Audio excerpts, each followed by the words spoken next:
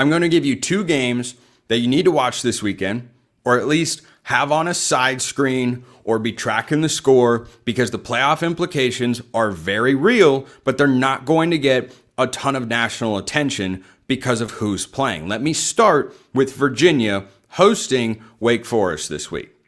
Virginia is a top 15 team. Wake Forest is under first-year head coach Jake Dickert. Things are going swimmingly well for the Demon Deacons, might I add. They beat SMU a couple weeks ago. The Mustangs, of course, bounced back against Miami last week. But Wake Forest is outperforming their preseason expectations and look like they could be on a positive trajectory. You know what would really jumpstart good feelings for that program and a first-year head coach that knows he's playing with some house money? He's not looking for a conference championship berth. Just get to a bowl game and keep finding moments. SMU was one, Virginia would be another, where you prove to your fans, to your donor base, to your administration, hey, this is going in the right direction. One of those flag planting moments. He's got one of them. He could have a second one this week.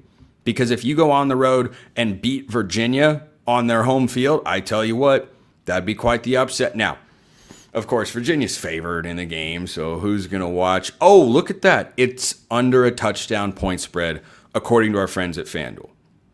And this particular line is reflective of what I think the committee did by putting Virginia as, let me double check the rankings real quick. Yes, Virginia is one of the lowest ranked one-loss teams. The only team with one loss that is ranked lower is who? Yes, Georgia Tech.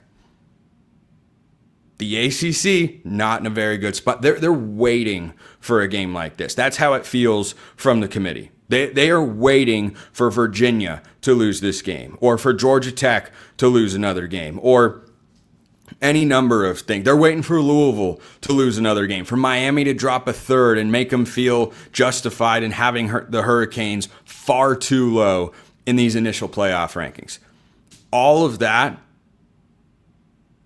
that could come together if Virginia winds up losing to Wake Forest, a team that's playing with some house money. Now, the Cavaliers have been playing good football. I picked them to lose last week because they were going all the way across the country. Cal is a little bit better than you'd think.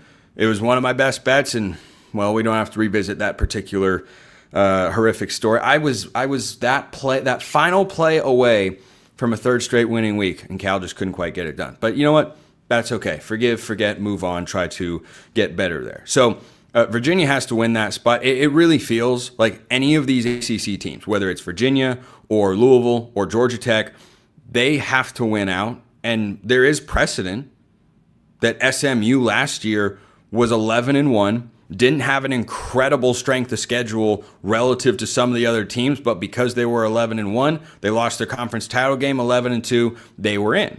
Now, I think it's reasonable to infer, given that history, that if SMU had missed the conference title game but been 11-1, they would have made the playoff. So that looks like it is the threshold. And based on the initial rankings, it still looks like that is the threshold, is you have to be an 11-win team.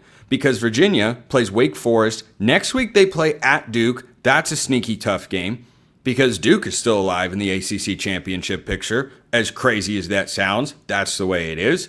And then they play Virginia Tech. Those are the final three games and with an interim head coach, a rivalry game, potential playoff and conference title implications, that could get wild and crazy. So Virginia this week is not going to gain anything by beating Wake Forest, but they have got so much to lose. Now, the conference title picture would still be in play because, remember, Virginia lost to NC State earlier this year, who's kind of a good team, kind of not a good team. I don't really know. I don't know if NC State knows. They're like the best 5-4 team that can also be the worst 5-4 team in all of college football.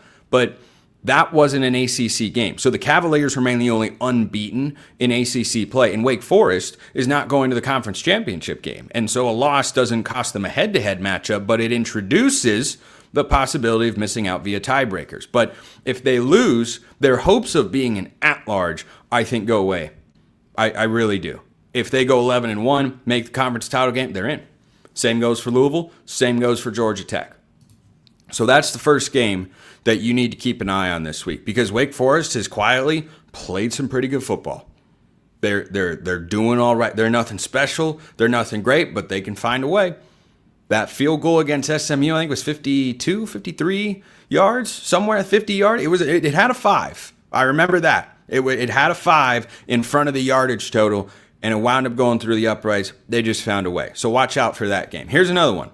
Vanderbilt, playing for their playoff lives every single week. If Vanderbilt wins out, and I apply this logic to Vanderbilt, I apply this logic to Texas, I apply this logic to Oklahoma, the highest ranked 2-loss teams, all of them. Aside from Utah, who I've talked about, I think would have a chance at 10-2, but I don't think they control their own fate. And Utah should want all these teams to lose, by the way, so they can fall behind them record-wise. Texas, Oklahoma, Vanderbilt.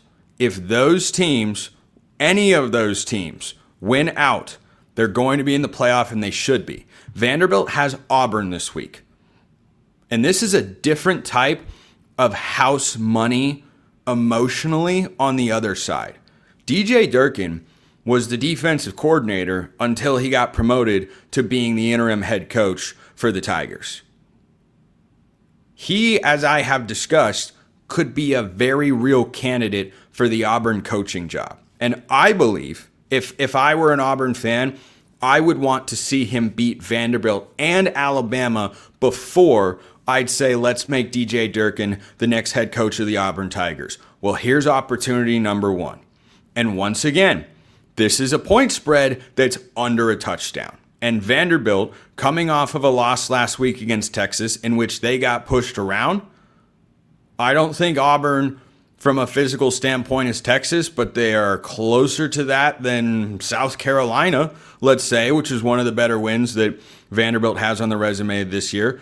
This is another game where it's the same spot. Auburn isn't any good. They're spiraling down. They could beat you, but you're not going to get any credit because of the season that they're having for beating them. But a loss takes you out. A 3-loss Vanderbilt, I don't care if they beat Tennessee at the end of the year. Tennessee is hanging on by a thread to being a top 25 team in my poll, in the playoff poll, in the AP poll, everywhere. And if you don't think they should be a top 25 team, I don't think there's actually a great argument to push back on. I just say, I've watched them, and the best thing you can say about Tennessee is they've got some quality losses, but their best wins, they're not really out there. And so for the Vols in that spot, their playoff season is done. Their playoff hopes are done for this particular season. They could play spoiler to Vanderbilt in the last week of the regular season in rivalry week. That would be really fun. But Vanderbilt has to get there first. They play Auburn. They play Kentucky at home. Huge, huge matchups for the Commodores. But if they win their next 3, yeah, I think they will be and should be in the college football playoff. But Auburn just feels like one of those teams that, man, they're not missing the talent. They're a bit like Florida, who almost tripped up Georgia last week. They're not missing the talent. They are missing the proper coaching. Well, we're going to find out what type of coaching DJ Durkin can give that program. And he's got his first opportunity on the road this week. So Virginia and Vanderbilt, 2 teams that have to win. Vanderbilt more so than Virginia. At home, 6.5-point favorites, according to our friends at FanDuel, against teams that emotionally have got house money for different reasons. Those are under the radar playoff games you've got to keep an eye on this week. Appreciate everyone listening. I will see you next time. And until then, hope you all have a wonderful rest of your day.